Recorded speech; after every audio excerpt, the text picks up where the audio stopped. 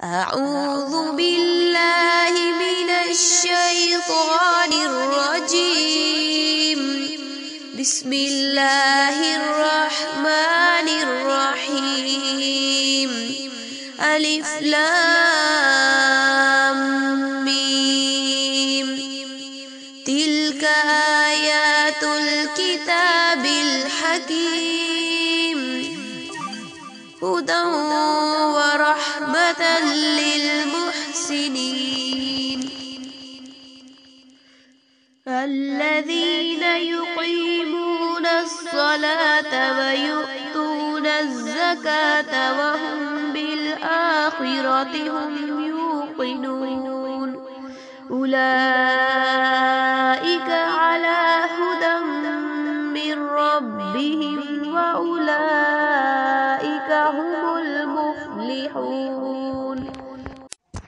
السلام علیکم ورحمۃ اللہ وبرکاتہ. اہلا وسہلا مرحبا. الحمدللہ.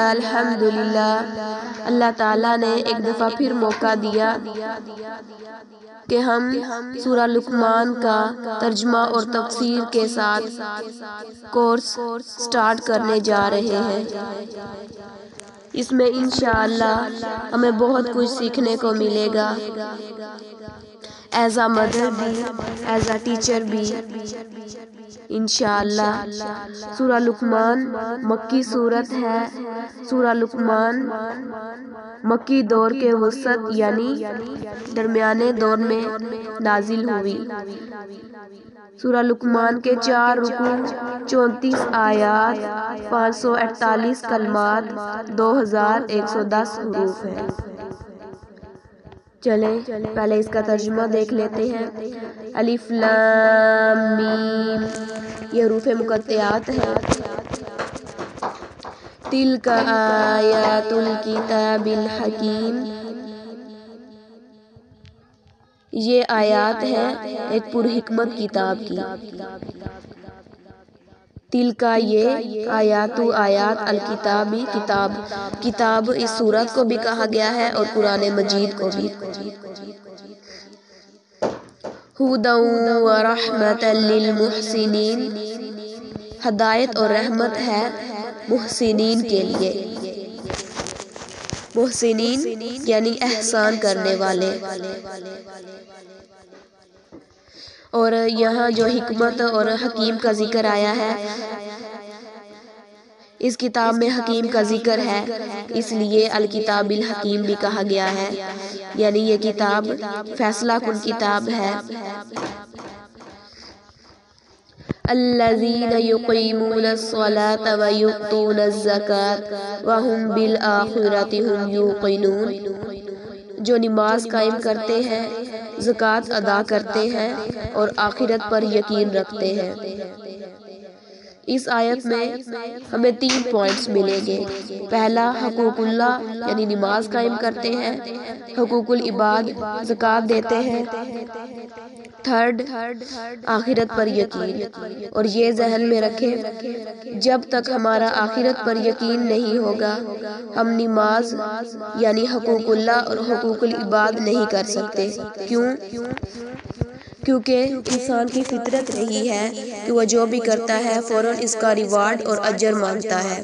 یعنی اکثر عام روٹین میں بھی ہم کوئی کام کرتے ہیں، ہمیں ہوتا ہے کہ ہمیں کسی نے اپریشیٹ نہیں کیا، کسی نے ہماری تعریف نہیں کی.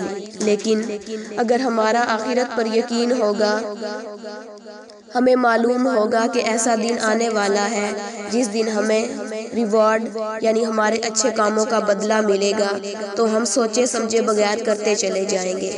یعنی ہمیں دکھ نہیں ہوگا کہ ہم نے اتنی محنت کی اور اتنا کام کیا اور ہمیں اس کا فوری ریوارڈ نہیں ملا.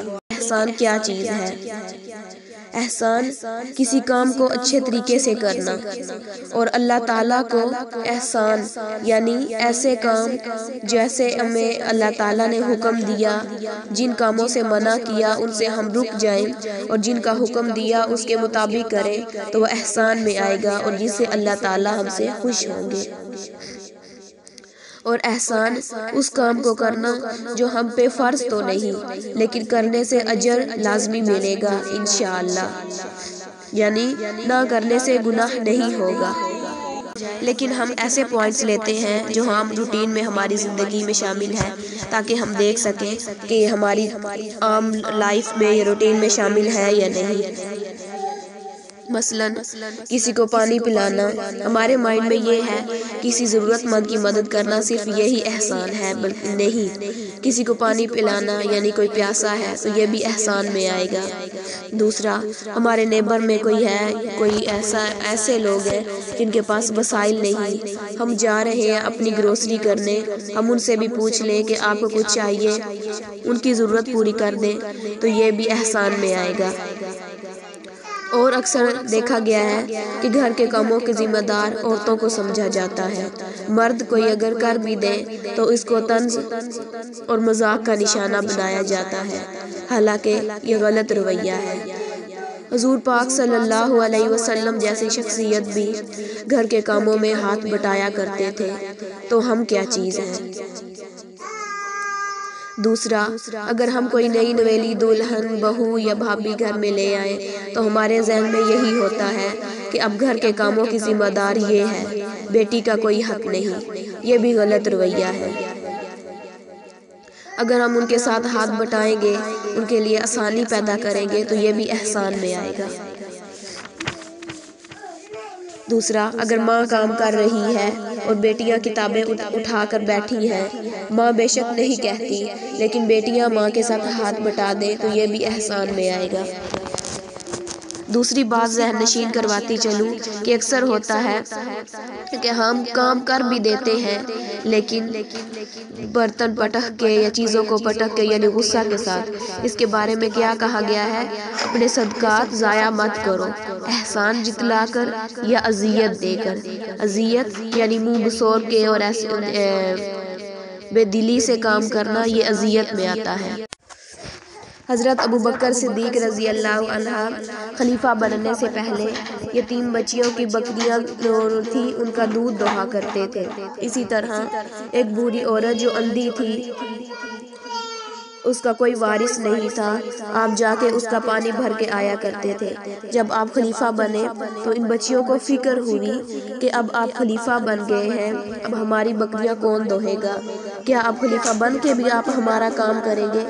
اور خلافت کے بعد بھی کام اپنا جاری رکھا۔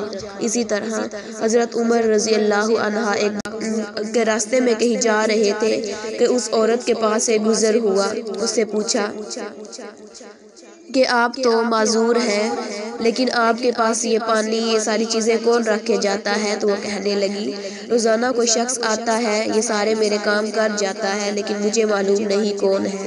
یعنی اس عورت کی ضرورت پوری ہو رہی ہے لیکن اسے معلوم نہیں کہ کون ضرورتیں پوری کر رہا ہے۔ یہ ہے احسان۔ دوسرا، چھوٹے چھوٹے پوائنٹس، گھر والوں کے ساتھ احسان یعنی امی ابو یا ساس سسر کے سر میں تیل لگانا، پاؤں دبا دینا، پیٹرولیم جیلی لگا دینا، یہ چھوٹے چھوٹے کام ہیں لیکن کرنے سے انشاءاللہ احسان میں آئیں گے، اور یہ دل موہ لینے والی چیزیں ہیں۔ دوسرا، اکثر ہم دکان میں جاتے ہیں گروسری وغیرہ پہ تو چیزیں جہاں سے اٹھائیں ان چیزوں کو ان کی جگہ پہ رکھ دیں، یہ بھی احسان میں آئے گا۔ اگر کہیں ہم گئے ہیں لائن وغیرہ میں، کوئی بزرگ ہیں، ان کو اپنی جگہ دے دینا، یہ بھی احسان میں آئے گا۔ اللہ تعالی ہمیں عمل کی توفیق عطا فرمائے۔ وَمَا عَلَيْنَا إِلَّا الْبَلَاغُ الْمُبِينُ۔ السلام علیکم ورحمۃ اللہ وبرکاتہ۔